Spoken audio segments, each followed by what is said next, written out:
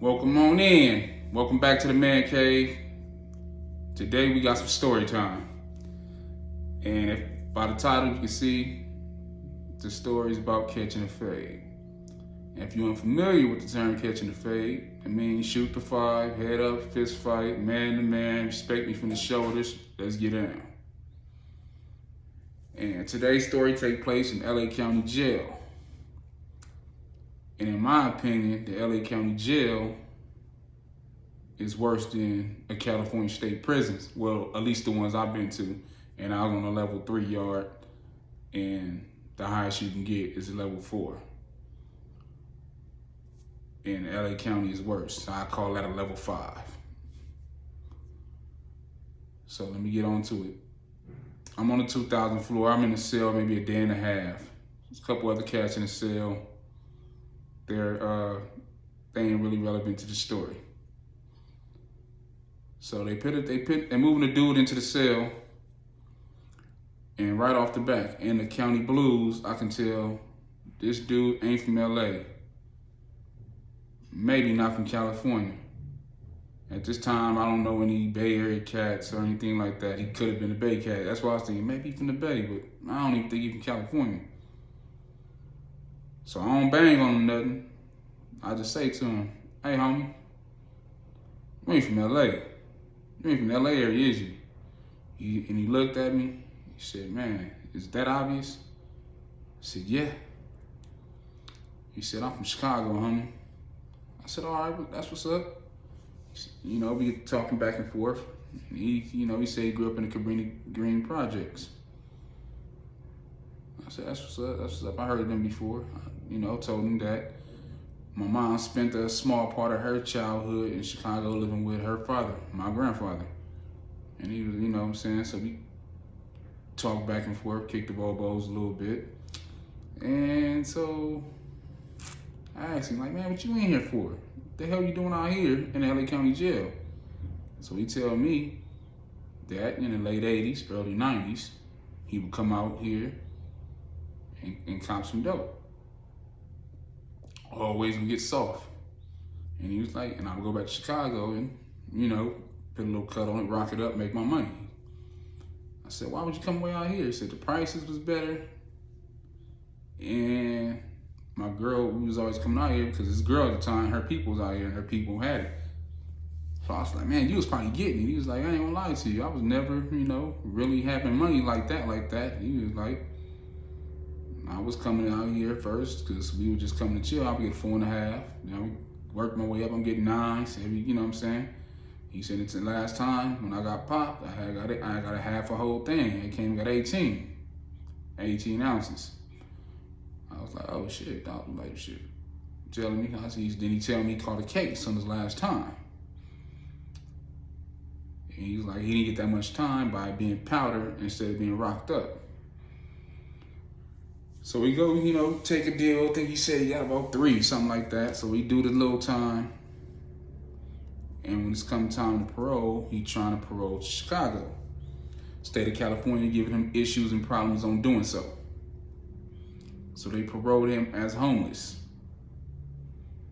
By the time he get out, him and the girl he had going to jail, most dudes know, she gone. He ain't got her. So he really ain't got nowhere to go in California. So they give him like a hotel room or something like that for like a week or whatever. So we telling them, I can't be here. I have nowhere to go. Explaining to them the situation. I was out here buying drugs and going back to Chicago.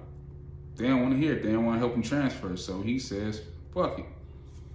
Go to Chicago. So he living his life doing what he's doing.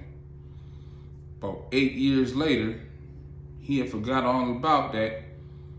He absconded from his parole and went back home. So they told him he had a warrant. He's confused because 8 years have lapsed since, since being in California. And they tell him he got a warrant out of California. And that's when they hit him, like, oh shit. So he thinking that's a parole violation. They gonna probably, they ain't gonna extradite me, but state of California wasted all that money, extradited this man all the way back to California.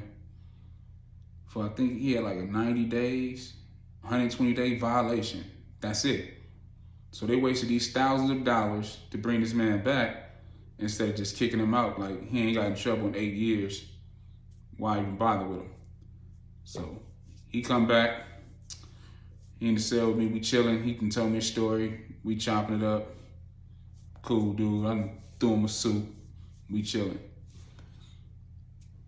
Porter coming by. Trustee, rather, coming by, sweeping the tier. Stop in front of the cell. Look around the cell, see who in there. Look, see him, like, hey, homie, where you from? He said, I'm from Chicago, player. So that's right. Hey, Chi-Town, yeah. Hey, you got that fade coming in the morning. And pushed off with the broom. Dude was like, man, that's all right. That's all right. My man said he gonna cut my hair in the morning, gonna give me a fade. In jail, you mind your business.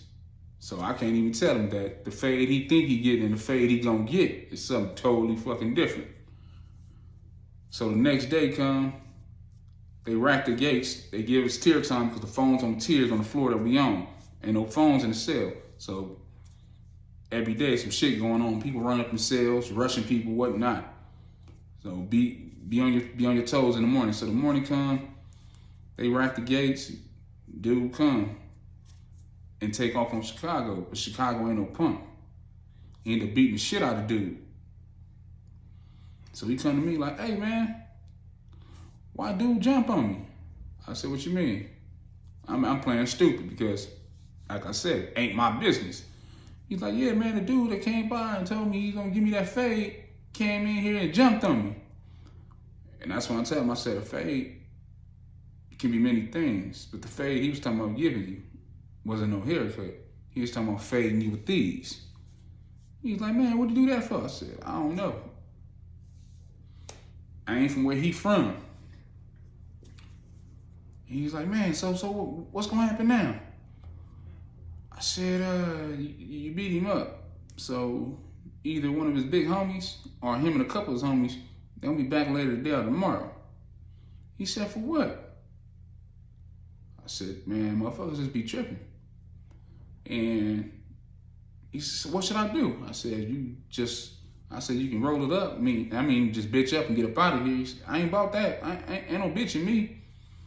I said, his big homie come by himself and you work him. They coming back with a couple of them. I said, man, so it's a tricky situation. You here by yourself. You ain't got no car. You ain't with nobody. So it's a tricky situation. So next day come and dude came. He's like, man, which one of y'all from Chicago? He's like, man, I'm from Chicago. So you don't want to beat up on a little homie? You got to give me that fade. So him and dude get down.